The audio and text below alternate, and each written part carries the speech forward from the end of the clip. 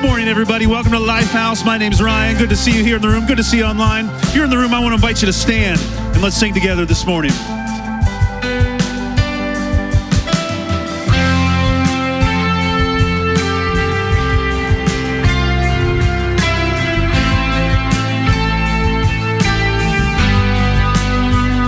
Before I call, before I ever cry, you answer me from where the thunder hides. I can't outrun this heart I'm tethered to. With every step, I collide with you. Like a tidal wave crashing over me, rushing in to meet me here. Your love is fierce, like a hurricane that I can't escape, tearing through the atmosphere. Your love is fierce. You cannot fail, the only thing I found is through it all, you never let me down. Though you don't hold back, relentless in pursuit. At every turn, I come face to face with you. Like a tidal wave crashing over me, rushing in to meet me here. Your love is fierce, like a hurricane that I can't escape, tearing through the atmosphere. Your love is fierce.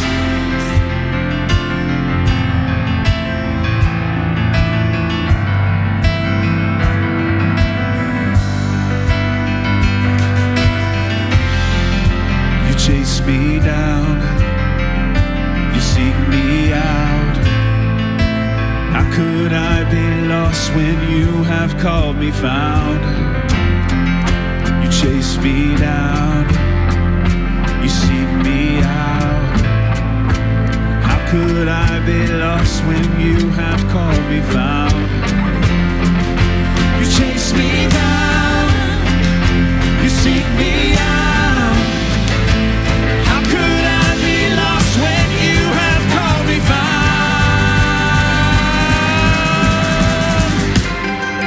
Like a tidal wave crashing over me, rushing in to meet me here. Your love is fierce, like a hurricane that I can't escape, tearing through the atmosphere. Your love is fierce. Your love is fierce. Your love is fierce. Oh, your love is fierce.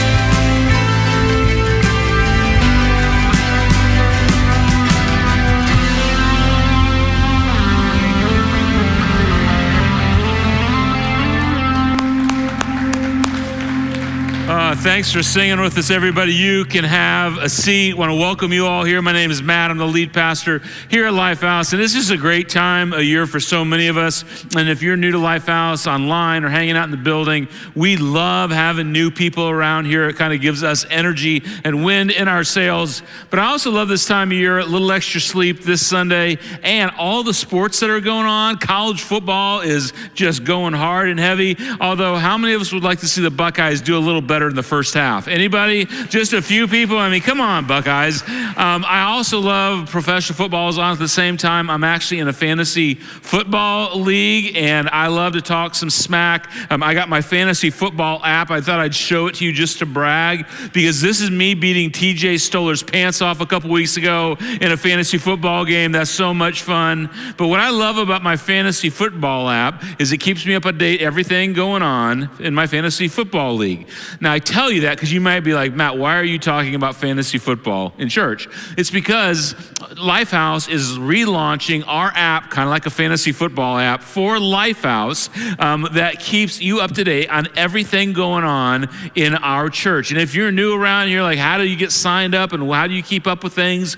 Our app is the way you do that. And if you have it, you can refresh it. If you don't have it, you can go to the App Store and download it for your Android, which Android people, we love you, but you mess everything up in the world for us. But thank you for being here too, or your Apple phone. And it just gives you access to what's going on in our church. And we want to make it easy and obvious to keep up with all the activities around here. So keep that in mind. Oh, and by the way, you might want to download it because next weekend we might be doing a giveaway, like an awesome giveaway through our app. So keep that in mind.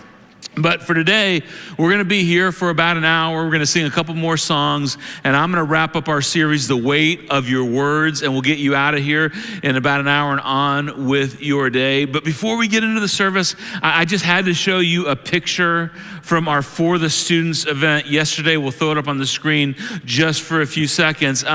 This is a grown adult helping a young kid get a pair of shoes from yesterday. And if you weren't here, I just need you to know this place was filled with energy and love, and we're helping all these students get what they needed, and to see the joy on the young people's faces and our adults was incredible.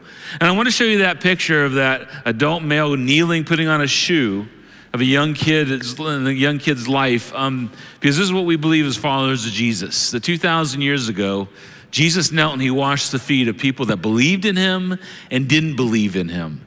And he was inviting everybody to know him and lean towards him and have a relationship with the creator of the universe. And as we sing this next song, I hope you feel that energy. I hope you feel drawn into that no matter where you are in your faith journey. So let's stand and let's sing our next song together.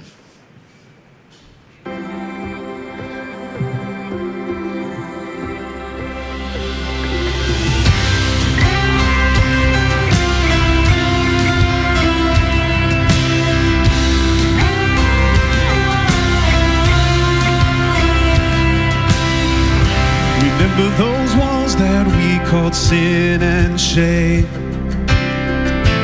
They were like prisons that we couldn't escape.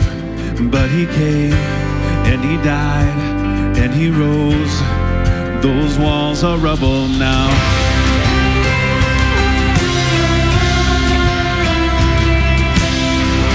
Remember those giants we called death and grave? They were like mountains that stood in our way. But he came and he died and he rose. Those giants are dead now. 'Cause this is our God, this is who he is. He loves us. Oh, this is our God, this is what he does. He saves us. He bore the cross, beat the grave, let heaven and earth proclaim. This is our God, King Jesus.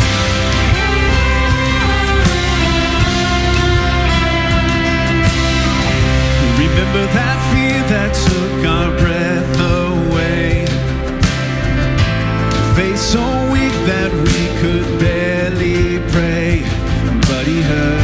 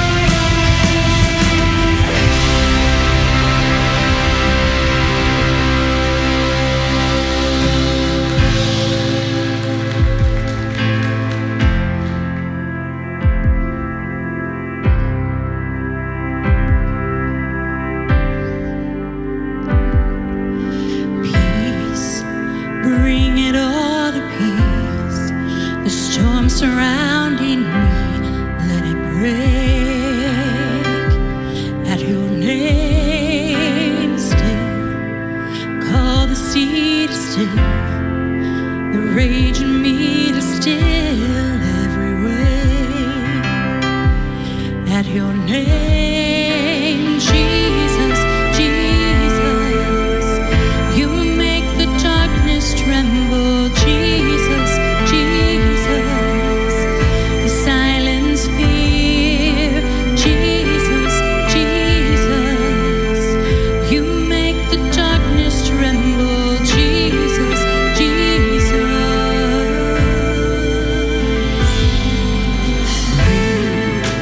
Call these bones to live, call these lungs to sing once again. I will praise Jesus, Jesus. You make the darkness tremble, Jesus, Jesus. You silence fear, oh Jesus, Jesus. You make the darkness tremble, Jesus, Jesus. Your name is a light that the shadows can't deny. Your name cannot be overcome. Your name is a light forever lifted high. Your name cannot be overcome. Jesus, Jesus. You make the darkness tremble, Jesus, Jesus. You silence fear, Jesus, Jesus. You make the darkness tremble, Jesus, Jesus.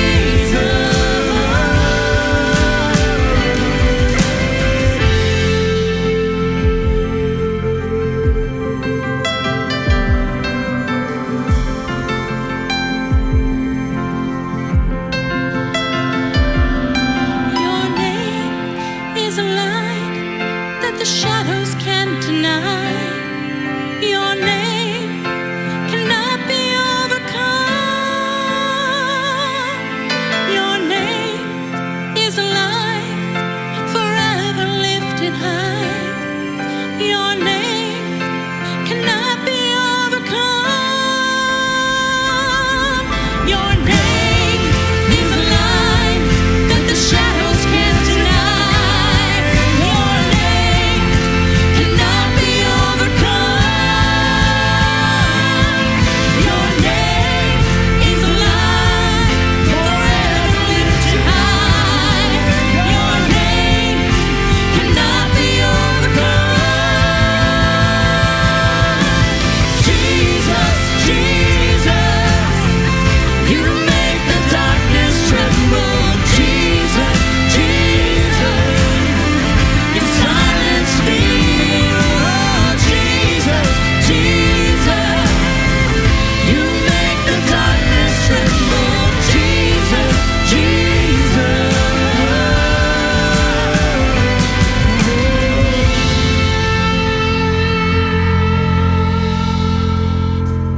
Thank you guys for singing with us. You can go ahead and take your seats. And as you do, we sing a song like that because we believe that that all of us, we all have darkness in our life in some way or form or shape or fashion, right? I don't know what your situation is. I don't know what you're bringing in here today. I don't know what you're going through right now. Maybe you don't have a lot of darkness. Maybe things are going great, and that's awesome. But you're carrying a lot. Maybe you've got some darkness in your life. And for all of us, we want you to know that there is light, there is hope available to us in the midst of our darkness, in spite of our darkness. And that hope is in Jesus. That hope is in the love that he has for me and the love he has for you. That's why we do what we do around here at Lifehouse. And we do that, man, not just in this room, not just online with adults, but in our kids and students' environments as well. And we have a ton of people over 400 people who volunteer in some way at this church. And I want to tell you about one of those people. His name's Keaton. This is Keaton Sudduth. There's Keaton right there. This is Keaton with his family. Keaton's a senior in high school. And Keaton is a volunteer in our middle school environment, which is called Transit. And Keaton leads a small group of 8th grade boys. And here these guys are right now. This was taken at summer camp. There's Keaton in the middle with all his guys there. And Keaton, he does this because he wants students, other students. He's a senior in high school, but he wants students younger than him to know that there's hope and there's light in the darkness, and that hope is Jesus. And Keaton gets the chance to pour into these guys every single week. There's a picture of him. They were toilet papering him. I just thought that was funny. I had to show you that. But that just shows you the love that these guys have for Keaton. And I want to read this quote to you. This is from Matt, who was a co-small group leader with Keaton. Matt said, not only is Keaton a tech wizard, because Keaton helps out with computers and all this kind of stuff back in transit and middle school environment. But he said, but it's fun to watch him interact with the guys in our small group. They really look up to him, and he asks the right questions around the circle. He's a great influence on them. And pull that picture back up of Keaton and his guys. There he is. And I'm a dad. I've got 4 kids. Maybe you're a parent. Maybe you're a grandparent. Or maybe you can relate to this in some way.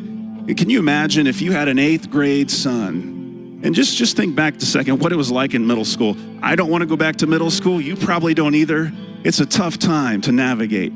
But what if we would have had somebody like Keaton, somebody we could look up to, who could influence us and help us, help shape our faith, give us a safe spot, a safe circle to navigate through the complexities of life in middle school. And it's a hard time. Just imagine if we had somebody like Keaton in our circle.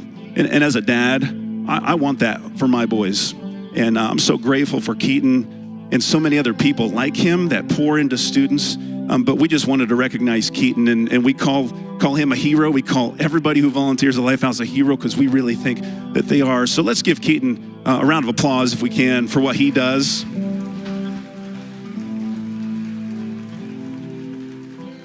Week in and week out, showing up faithfully to serve. And like I said, Keaton is just representative in some way of all 400 plus of you that do the same thing. And it looks different for each of us, but you guys show up and you serve so well and you love.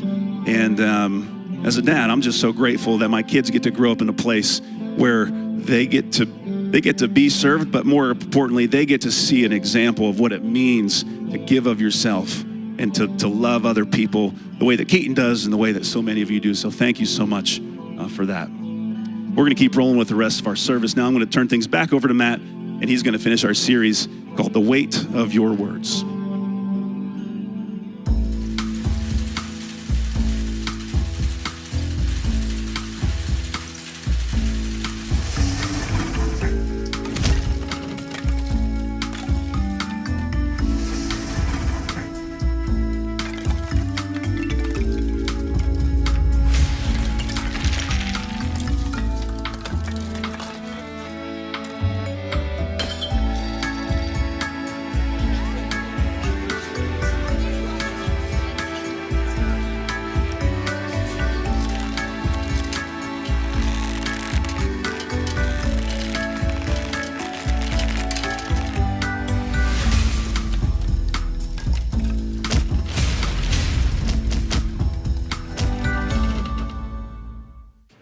So about 13 years ago, I was at a speaking engagement for a business. They asked me to come in and speak. I don't know why they did, but I did. And my phone starts ringing in my pocket while I'm speaking, which means something is going terribly wrong in my life because your phone never rings like that over and over. And I picked up the call as soon as I was done. I found out that my son, Josh, who was in 8th grade playing in a football game that evening, had broken his arm. So he breaks his arm on the high school or the middle school football field, and they're looking for me in the stands. I don't know why they would look for me and not my wife because she's way tougher than I am anyway. I wasn't there, so they got Tina down to him. And at the same time, Jake, who's 2 years older, was coming from his football practice, and the coach got him before Jake got to the field and said, "Your brother Josh, something really bad has happened to him." And Jake still tells the story to this day. He said out loud, is he dead? That's what he asked. So he just broke his arm anyway. And he broke his arm on the field. It was pretty bad. It was almost at a 90, not quite, but it was all jarred up. And I just want you to think about this moment. If Tina, my wife, who loves Josh, was there for Josh, if she just looked at him and said, Josh, we're not going to take you to the ER, and we're not going to give you any medicine for what's going on or any painkillers. We're not going to put you in the ambulance because what has just happened, Josh? Look me in the eye. We're not going to do anything for you right now because what just happened was an accident. And Josh, you're going to be fine because it's an accident. The other team didn't mean to break your arm. They probably mean to hit you hard, but they didn't mean to break your arm. It's an accident, so we're not going to do anything for you. By the way, Josh, you had a helmet and pads, and so you're protected. It was an accident, and no one would do that, especially Josh's mama.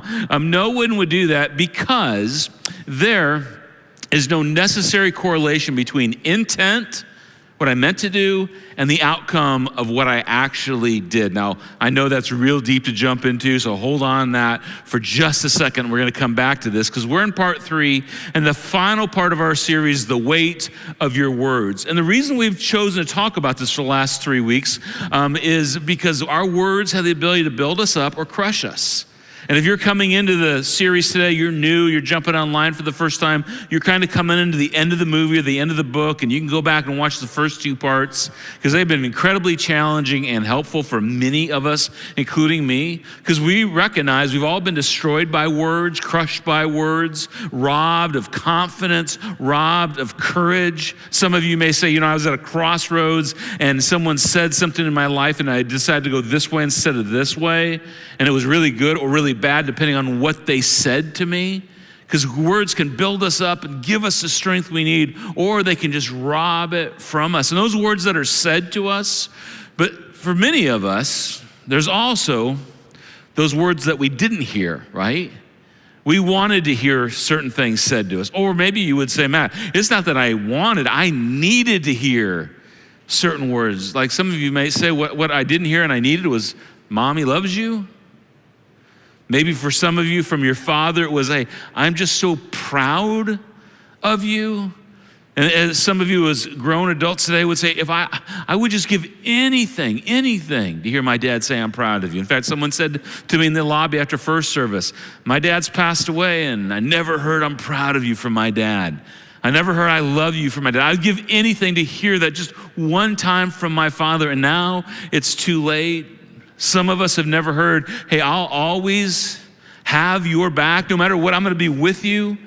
I'm on your side. I might nudge you and push you a little bit and say things you don't like, but I'm with you to the end. And what we realize is the words shape us and they build us and they give us confidence and they tear us down. And what most of us would agree on, even though it's hard to agree on anything in our world today, is it's easy to recognize that words have that effect.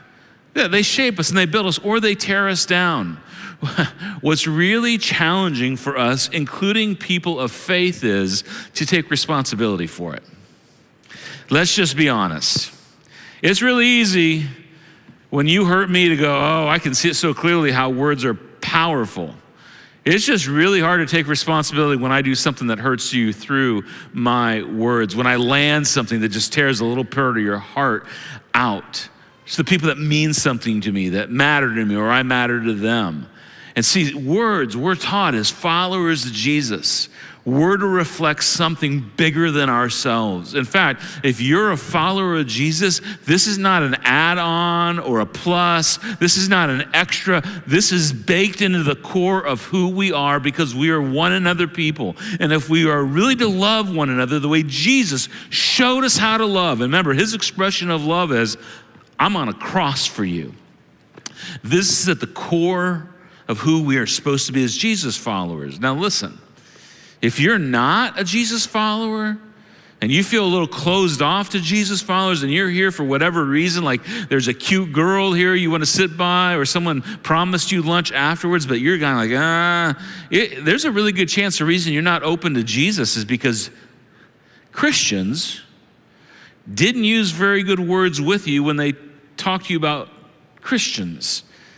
and they were hard on you or judgmental, or they didn't give you any grace, or they were just angry at some point. And I just want you to know this, that Jesus, when he was on the planet, his harshest words, and Jesus had some harsh words, were often reserved for religious leaders who kept people that did not feel like they were close to God far away from God. And he would approach these people that thought they had it all figured out and they're better than everybody else, and they were pushing everybody else away, like, you're not good enough, you're not good enough, you're not good enough. Jesus would just bring the heat and say, do not think you're that good, especially when you compare yourselves to your Heavenly Father. And so what I would hope for all of us is we sometimes would look past the poor words that Christians use and look to Jesus and what the Apostle Paul wrote, how to build each other up and then practice it in each other's lives and turn the narrative on what the church can be in our community. And so with that in mind, in this series, we've been talking about 3 dynamics that determine what people hear regardless of what we say. In every conversation, we experience these 3 dynamics, and they're a part of it, that we have to figure out how to get it right. And so in week 1, we talked about this idea that words are not equally weighted. That when you say something negative, it just has a whole lot more weight naturally than something positive. And so if you're going to deliver some critical news or a hard truth, and there needs to be that in our world, our children need that, our high school students need that, us as adults need that, that's fine and that's true. You better make sure, though, it's outweighed by positives. Because you can say all the true things in the world you want, but if the door's closed and no one's hearing it, it's not making much of a difference. So not all words are weighted the same. And then last week we talked about this, that source determines weight. Source determines weight.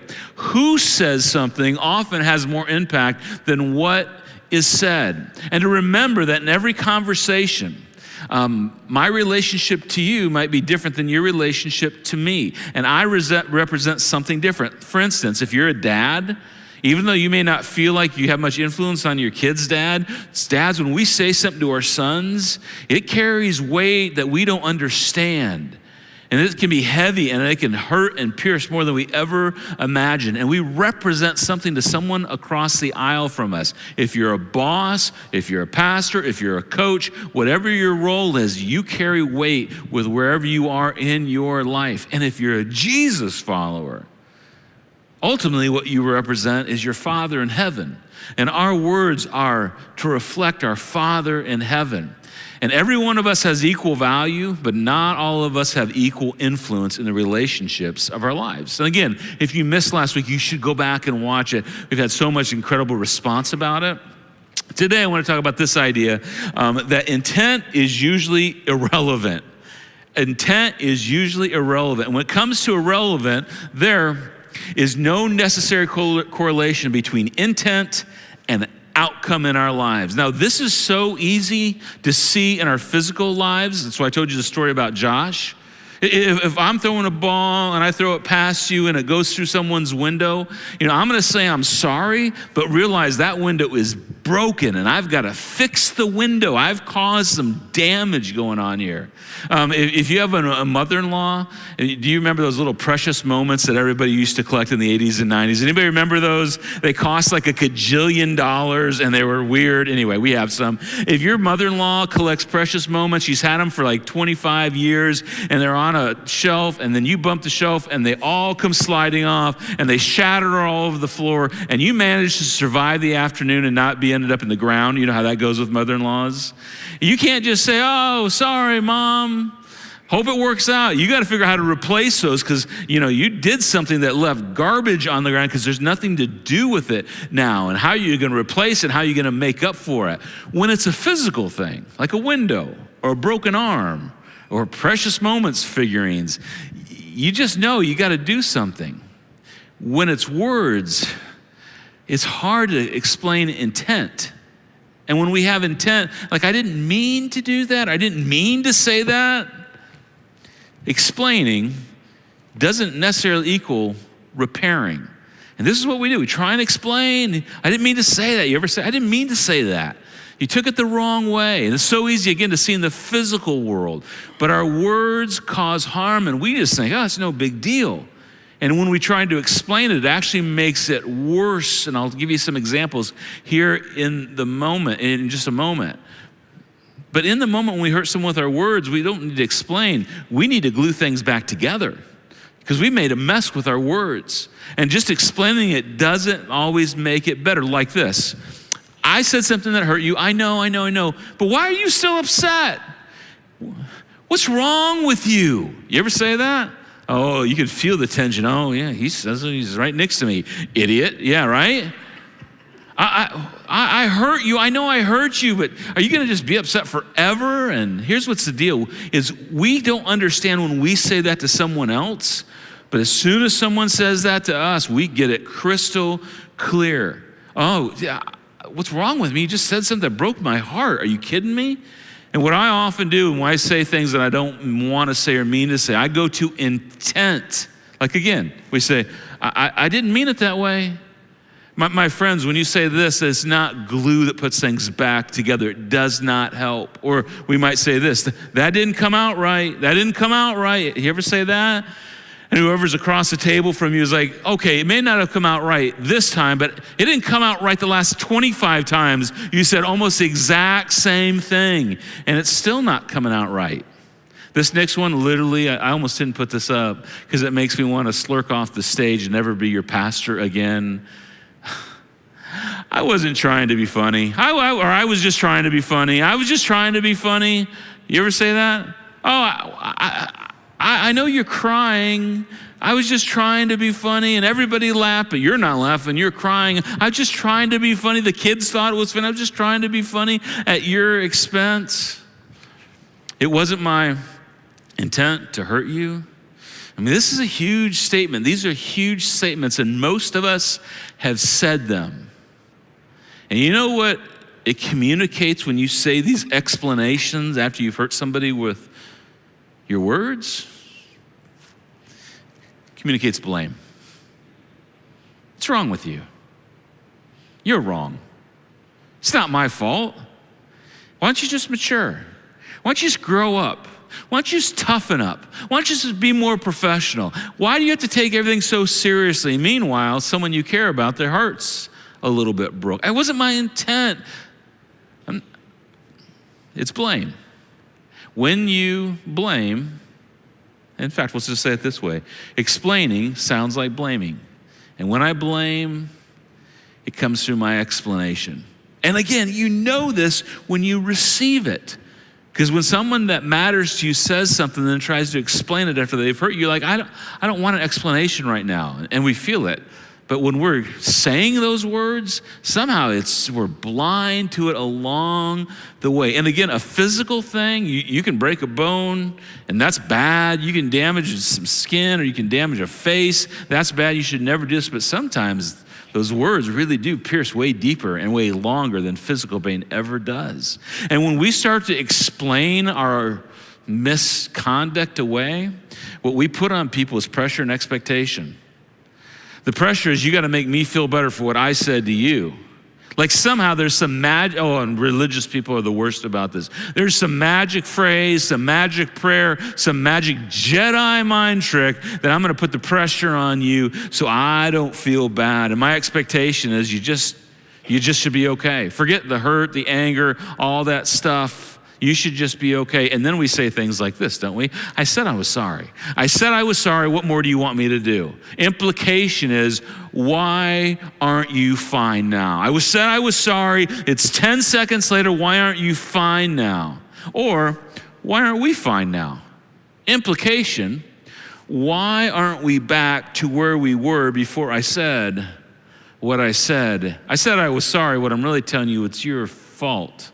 I said I was sorry, but I did my part, and I'm going to wait on you to get right in your act together. And again, when we receive that from other people, we hate it. But when we deliver that to other people, it's just so hard to see. And again, if I accidentally drop a brick on your foot and crush your foot, I'm gonna go look at the damage I've done. I can see it. We gotta go to the hospital. We gotta do treatment, whatever it takes. But for some reason, we just don't see that outcome when it comes to our words, because apologies don't reverse and erase accidental injuries. Let me read that again. Apologies don't reverse and erase accidental injuries to the body. They don't. I can tell you I'm sorry your foot's broken. It's still broken. Here's the deal. Apologies don't reverse and erase accidental injuries to the soul either. And when we damage someone's heart and their soul, it just takes time to turn that around. And what we can rob from people is security and confidence. And ultimately, the thing we want most with the people we love, a close, intimate relationship. That's why an apology, you gotta get this. I gotta get this today. An apology combined with an explanation, it just sounds like an excuse. Here's my apology, and here's my explanation. It just sounds like an excuse. And we can hurt people more by going down this rabbit trail than we ever meant to. And see, here's the deal. You hurt somebody physically, foot, the hand, you shut their hand in the door. It's pretty easy for them to go, if you're a generally good person, hey, I know you didn't mean to do that. I know you didn't mean to do that. You would never do that on purpose. But when we use our words over and over again, it's not hard for the person on the other side of the table to go, you just taught me something. You just taught me how you view me and how you value me. Because I've heard you say it enough times. I see how you view me and how you value me. Now, if you're here and this is like new and church is new or faith is new, you don't believe, this is just good to practice in your life because it's just good to practice, which is amazing that, as followers of Jesus, Jesus taught good things on how to live your life. But if you're a Jesus follower, this is just not self-help stuff on a Thursday afternoon talk show or a book you pull out of Barnes and Noble. This is something that Jesus and then eventually his James brother came along. And you may not know this, but Jesus had a brother. His name was James, which means James grew up with Jesus. This blows my mind every time I think about it. James played ball with Jesus in the backyard. He saw Jesus cry when he stubbed his toe. He saw Jesus when he was hungry. He just watched Jesus grow up. He knew Jesus as his brother. And after the resurrection, when Jesus was dead for 3 days and rose from the dead, this is what James determined. Jesus, my brother, is my Savior. And ultimately, Jesus, my brother, is my King. Can you imagine you saying that about your brother? Well, we know this about James because we find it through the writings of Josephus, his outside biblical writings. It's his Jewish history. James was martyred and killed for his faith in his brother as the Lord of the world and the universe. And James breathed his last breath with this on his mind. My brother is my King and my Savior. It's amazing. Just that alone, we could talk about the rest of the time we're here together. But James writes this in light of our words. James, Jesus' brother, says, we all stumble in many ways. And I think all of us would agree. Yeah, we stumble. If you're a follower of Jesus, our stumbling really is sin. We hurt people. We hurt God. We hurt ourselves. We all stumble. That's agreeable. Anyone who is never at fault in what they say is perfect. Wait a minute, James, you mean we could be perfect? Now, when you read the rest of Scripture in context, none of us could be perfect like God perfect, but James is making an example. The closest you can get to perfect is when you can control what you say. This is a huge statement. When you control your mouth, you're as close to perfect as you can be. In fact, when you can control your mouth, the rest is kind of easy sailing implication. It's real hard to control your mouth. James would equate maturity in God with I can control my mouth because the tongue is the hardest thing to control. Mouth control, he's saying, is the ultimate self-control. Some of us try and not go near the fridge after 5 o'clock at night. That's hard. Keep our weight down, exercise. It pales in comparison to most of us watching what we say. And the closer we are to people, the more we can damage them with what we say. And James knows this. So he's like, if you can get control of this thing that speaks words, you're on your path to God's best in your life. And then James, he gives this amazing word picture. He said, consider what a great forest is set on fire by a small spark The tongue, listen to this, the tongue is also a fire. Isn't that great? And we know this because all you have to do is turn on the TV and you watch the forest out west just burning every so often. And when the forest burns, I mean, it burns, millions of acres and hundreds of houses and millions and hundreds of millions of dollars. And usually the cause of those fires is often that some dude did one of the greatest things you can in the world. He went on a hike in the mountain, and then he sat down after his hike and he built a fire. And he cooked a ribeye steak on the fire, and he had a beer with his steak, which I intend to do in the next year for sure, because that's a great thing. And yeah, your pastor just said a steak and a beer is great in the mountains, so you can quote me on that one, all right?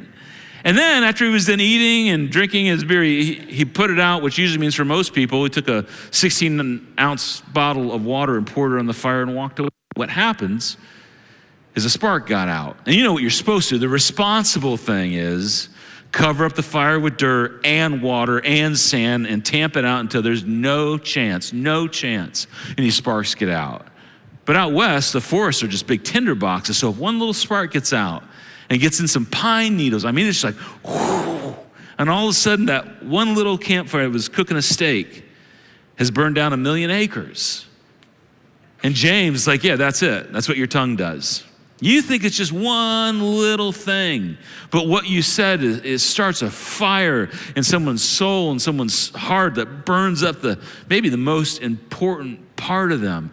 All of us, our tongues, our mouths, our words, our potential to create a forest fire. And you know this, with any fire, big fire, you have two choices. You can contain it and you can extinguish it. These are the two options. And naturally, we lean in towards containing any kind of fire. It's just who we are. But when it comes to us, if we just try and contain it, the damage still spreads. And the fire just keeps moving on in bigger areas. So don't explain it. Don't explain an attempt to contain that only increases the pain. This is what we do. Let me just tell you why I said what I said. It increases the pain. Instead of containing it, I mean, the best way to handle a fire is, you know this, extinguish it. You just want to put that thing out. And there's two ways you extinguish any kind of fire when it comes to our words and our relationships. Before I said, I just want you to know what I'm about to tell you is not natural. For some of us, it's super difficult. But if we'd implement this, anytime we misstep with our words, we have the ability to extinguish the fires our tongue starts. And the first one is just simply this: humility. You say something you shouldn't have said, humility. Okay, I've said something I shouldn't have said. Dang it. I'm going to put the other person first and me last right now. I'm making a decision. I'm making myself less than them because of what I just said, and their health and their safety and who they are is more important than mine in this moment. So it's humility. And the second one is sensitivity. And I thought about this before I put this word up, how we would react together as people from the part of the world we live in and maybe the worldview some of us have, because the pushback for some of us, because of where we live and how we were raised, was, come on, Matt. I'm so tired of being sensitive. I have to be sensitive to everybody in this world and people I don't know and every subject. I have to be sensitive. I am so tired of being sensitive. Don't tell me to be sensitive. And okay, maybe that's true, maybe that's not. But if your pushback right now is, I don't want to be sensitive, you can just forget about everybody else in the world that you don't want to be sensitive with right now. And I just want you to think about the woman you said, for better or for worse. Is she worth being sensitive to? I just want you to think about your 10-year-old son, that he wants to be like his dad. Is he worth being sensitive to? Or your 5-year-old daughter, who you just want to have a relationship with her so you can help guide her along the way. Is she worth being sensitive to? With your kids, knowing the biggest goal for a parent with their kids is their kids would follow Jesus as an adult and want to be around them as parents when their kids are adult. Is it worth being sensitive to the people that you love most? Forget about everybody else for just a minute. I want you to think about the people that matter most to you. Is it worth being sensitive to them in light of the relationship you want to have with them? And then you can't help but say this. What about the fact that God calls everybody on the planet people that were created in his image and potential children of God? Okay, maybe I can be humble. Maybe I can be sensitive. When I come to the conclusion that my tongue is a fire, it can burn people down, and I don't want more fires for the people that I love. And there is just a simple application to start with when it comes to extinguishing the fires that we start with our words. And it's just an easy start, and it goes like this. Hey, I'm sorry. I'm sorry. But here's the most important part of I'm sorry. That. I hate this. Because my tendency is, I'm sorry, explain. I'm sorry, explain. When you've hurt somebody with your words, it's sorry, period, stop talking. And you just let them sit in your sorry place. I'm so sorry. I'm just period. And when you practice this attitude, I'm not the most important person in this conversation right now. I'm going to shut my mouth. It's going to be uncomfortable. It's going to be uncomfortable for me, but I refuse to make excuses.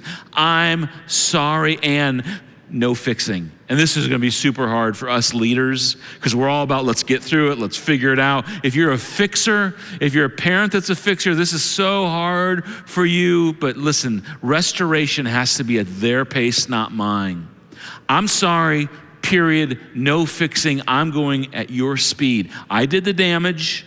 Now I'm going at your speed. And along the way, don't tell them how bad you feel.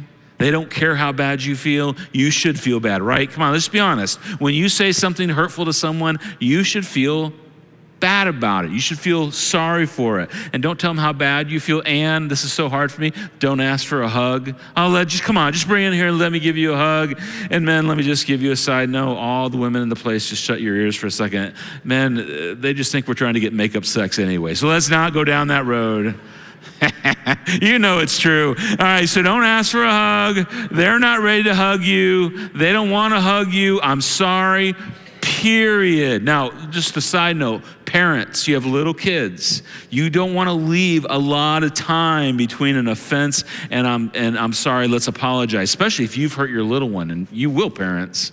But you don't want to leave a lot of time because your child's brain is developing. They don't think in spans of time. But when your kids get to be teenagers and you've done something to hurt them, you got to give them some time to process. Don't use your authority to force a makeup between you and your kids. Well, I'm dad and we're gonna fix it right now. I did that so many times. You gotta take time and go at their speed. And the older you get, sometimes the more time it takes. That's a pro tip from an old dad. And wait to ask for forgiveness.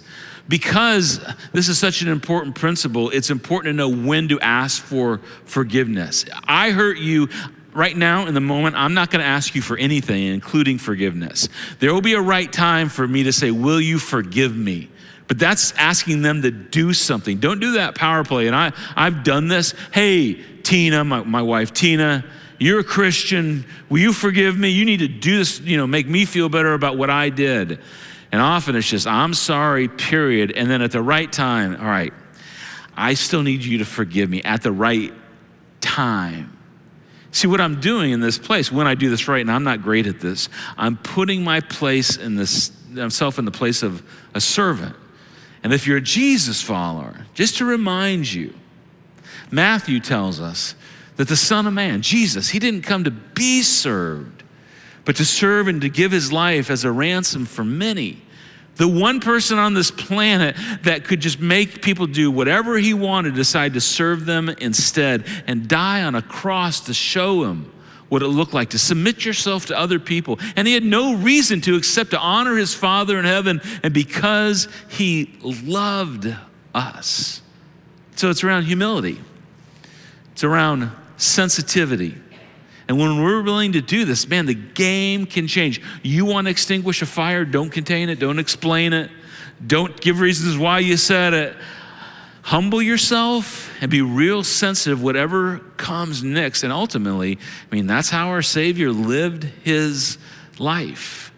When I do this, ultimately, I'm laying down my right to win, whatever the argument is, the conflict is, but I'm trying to save the relationship. So just to go through where we've been in this series, the way that your words are not equally weighted. We know that. Negatives just hit harder than positives in people's lives. Pay attention to that. Source determines weight. If you have influence and you have authority, just know that that carries more weight with your kids and your spouse and your employees, and be careful how you wield that. And if you have parents, know that your words matter a lot, teenagers. You're in your 40s, you got aging parents, your words matter a lot. And intent is almost always, irrelevant. But when you leverage humility and being sensitive, you go at their pace, man, you can repair a relationship and extinguish a fire. So here's my question. This is the nosy pastor question. Who in your life needs you to be humble with them right now? Who in your life needs you to be sensitive right now? Who in your life needs you to realize your words weigh a lot in his or her life? And I'm telling you, they might be sitting next to you, which makes right now really awkward because they're like, this idiot won't get this at all, Matt. Keep saying it. But who's just desperate for you to realize this? Who at home, man, if you just do this, it might change the whole dynamic of your family. What neighbor knows you go to church at Lifehouse Church on Sunday morning and just hopes you start living this out, what you're hearing, as a body of believers, and you practice it when you get home, and maybe not whatever you're doing currently. Because our mouth is a fire, and it can be used for good to build up and give confidence and give strength. Or it can burn a lot of people down. Remember what Paul said? We started this series with this. Do not let any unwholesome or dirty or nasty or grungy talk come out of your mouths, but only what is helpful in building others up according to their needs, not your needs. That's why you humble yourself, that it may benefit those who listen. What do we need to do with this? How do we land this in our lives and just stick to it? And men, and I'm just assuming the women will do this better. Men, come on. What if we had the courage to live this way in our lives? I said to myself, I'm not going to share this story with you unless I have time. And I actually have time, so I'm going to share this with you. When I was about 11 or 12 years old, I was on the football field, and I ran off the football field.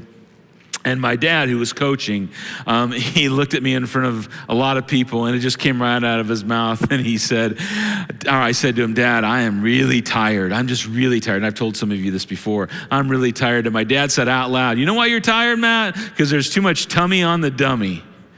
Isn't that awful? Yeah, you laughed over here. That's not funny. Don't laugh that. So here's pretty much my shape as a person growing up. When I was a little kid, I was chubby. When I was in high school, college, I was ripped. And I mean, something to see when I was in high school and college. And now I'm chubby again. So that's back to where I'm at, right? But when I was a kid, I was self-conscious about it. And I remember my dad going in front of a bunch of people, there's too much tummy on the dummy. And he was trying to be funny. And it hurt my feelings. And even when I say it today, it kind of like, right in my heart. But my dad is one of the people I respect most in my life and love most in my life and admire most in my life. And I'm closest in my life. He's gone on to be with Jesus now. But when I talk about my dad, it's like I have a huge honor for him because I just love him so much. And one of the reasons I love him so much is not because he said, there's too much tummy on the dummy. That's terrible. There's too much tummy on the dummy. Is when I was 22 and I just had gotten married, him and I were sitting in a Perkins restaurant up in Minnesota, and he sitting across the table, just the two of us, and he said, Matt, listen, whatever I've ever done wrong, and let's talk about whatever I've done. Let's get it on the table right now. I want to make sure you forgive me for it. I'm here to say I'm sorry for it. I need you to know I am sorry. I wanted to be a better dad. I'm trying to be a better dad. And between the age of 12, 22, and for the rest of my life, this is what I heard from my dad all the time. I love you. I'm proud of you. You can do this. I'm with you. You're a child of God. You're strong. You can make it happen. I mean, literally, when I don't want to get on this stage because I'm nervous or I'm scared or I'm tired, I can still hear my dad's voice in my mind going, you are a great young man, and I love you, and I'm proud of you. Literally. And he didn't do it all right because he said some really silly, stupid things to me like that day on the football field. But it was pushed aside and extinguished by everything else he said. There's a legacy for me in my life from my dad, and this church is a little bit part of it. And this is certainly for everybody in the room and everybody online, but I just feel like men need to hear this. Man, we had the chance to go against what's natural and sit down with our daughters and say, do you have any idea how precious and beautiful you are? And with our sons and say, I just want you to know your dad loves you, and I'm just going to be super bold with you all. If you're a father, and certainly if you're a mother, but if you're a father and you've not just looked your daughter or son in the eye and said, I love you, whether he or she's 10 or 50, you should do that before the week's out. You should just do that because your words carry weight in this world. And for all of us, if we would just learn, I'm not containing, I'm not making excuses, I'm killing fires and I'm building up for what the people in our world need, people in my house need, and people in our church need. Man, we could change things. And just imagine, just in our little community of every Jesus follower that attends this church, and there's a lot, we decided we're using our words for what is good and not what is destructive. No more fires. And if I start one, I'm extinguishing it. I think someday we'd hang out with our Heavenly Father and we'd be really glad we did. And I believe you can do this. I believe I can do this. And I think our Savior will join us to give us the strength to do it. Let me pray for you. Heavenly Father, thank you for the words that have been said to us that have built us up. Help us heal from the words in our lives that have torn us down, and help us to be people that understand the weight of our words to our family, to the people that matter to us, to a world that needs light to shine in the middle of it. Help us to extinguish every fire that we start with our tongue and to bring glory to you and love to this world. Thank you for being so patient when we don't get this right. And thank you for the simple phrase that we can say with a period on the end of it of, I'm so sorry. And Lord, when we don't get this right, help us to keep running back to you for strength and direction as our Heavenly Father. In your precious name I pray. Amen. Let's stand, let's sing together, guys.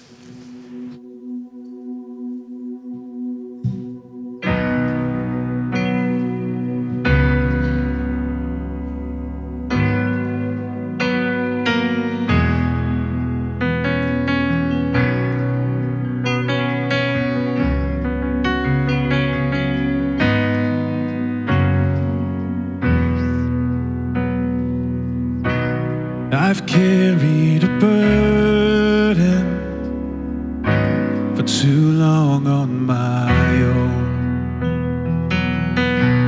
I wasn't created to bear it alone. I hear your invitation to let it all go. And I see it now, I'm laying it down, and I know that I need you. I run to the Father, I fall into grace. I'm done with the hiding, no reason to wait.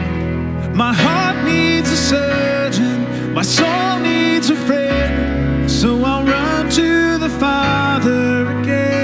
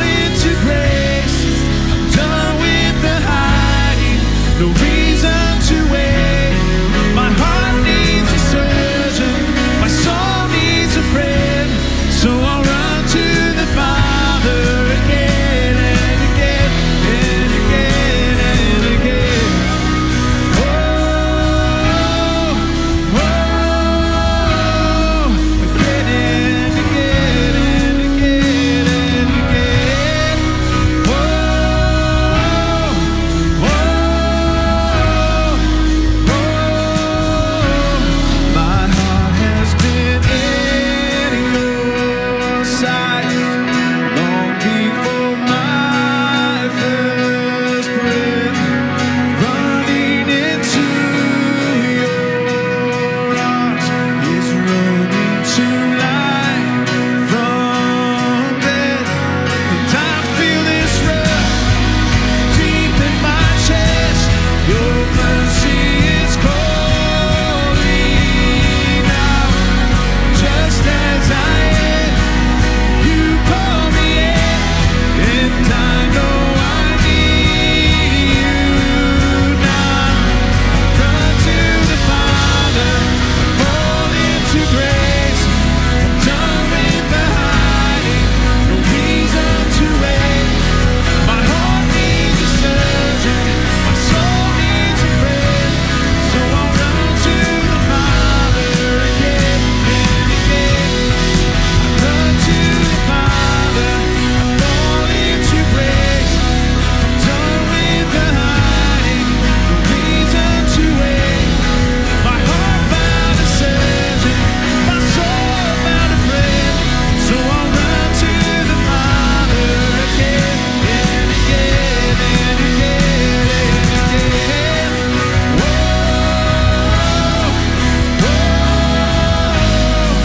Again and again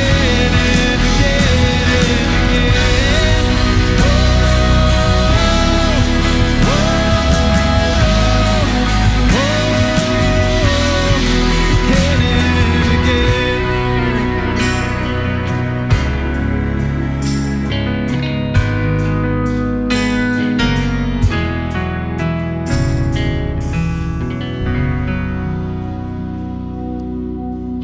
Thank you guys so much for being here. We love you all, and we'll see you next week.